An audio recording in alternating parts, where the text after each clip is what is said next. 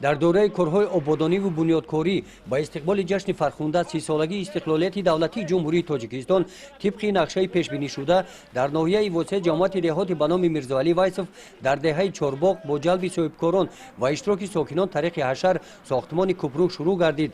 Кӯпруки пешинаки танг буд, барои гардиши воситаҳои нақлиёт душворӣ пеш меовард. раҳе буд ки нами раҳи танг мошино гашта наметунистанд, хай проблем мушкилиё буд, хай нами ба воситаи соҳибкоро ҳами хело варда ина булуди 6 метра мунда, хай раҳра обод кӣ ина бачаҳо ба дастгири ҳами бачаҳои қишлоқ ҳами маҳалла нами раҳ ҳами хел обод шид ки ҳамҷода я мушкили халқ бечӣ шид озод шид, ина дига мошино ба ҳазур мегарданд. корҳои сохтмонии пули мазкур бо пешниҳоди ҷамоати деҳоти ба номи Мирзоалӣ Вайсов роҳандозӣ гардида барои иштироки фаъолона дар корҳои ободонии маҳал аз номи роҳбарияти ҷамоати деҳот ба иштирокчиёни ҳашар изҳори миннатдорӣ баён карда шуд.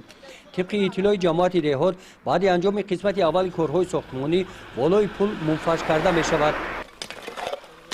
дар деҳаи Чорбоғ дар як вақт бо дастгирии ҷамоати деҳоти ба номи Мирзоалӣ Вайсов ва саҳми сокинон дар ду маҳаллаи деҳа сохтмони хати оби нӯшокӣ барои таъмини эҳтиёҷоти 150 хоҷагӣ идома дорад. дар ин сабт корхонаи фаръии сохтмони оби деҳот ба ҳашарчиён кӯмак расониданд. мо бо ҳамроҳи ҳамсояҳо маслиҳат кардем ки имрӯз барои деҳаро обод кардан, сол бо халқа ба об таъмин кардан маслиҳат кардему об гузарондем. кӯчара ба об таъмин кардем. сокинони деҳаи Чорбоғ барои дар сатҳи баланд истиқбол гирифтани ҷашни 30-солагии истиқлолияти давлатии ҷумҳурии тоҷикистон бо ташаббусҳои созанда масофаи 2 километр роҳи маҳаллиро сангфарш намуда дар шафати роҳҳо зиёда аз 300 ниҳолҳои сояафкан шинониданд. гузориши Хоҷа Назриф, Худойназар Зуҳуров аз ноҳияи Восеъ барои барномаи иттилоотии Навид.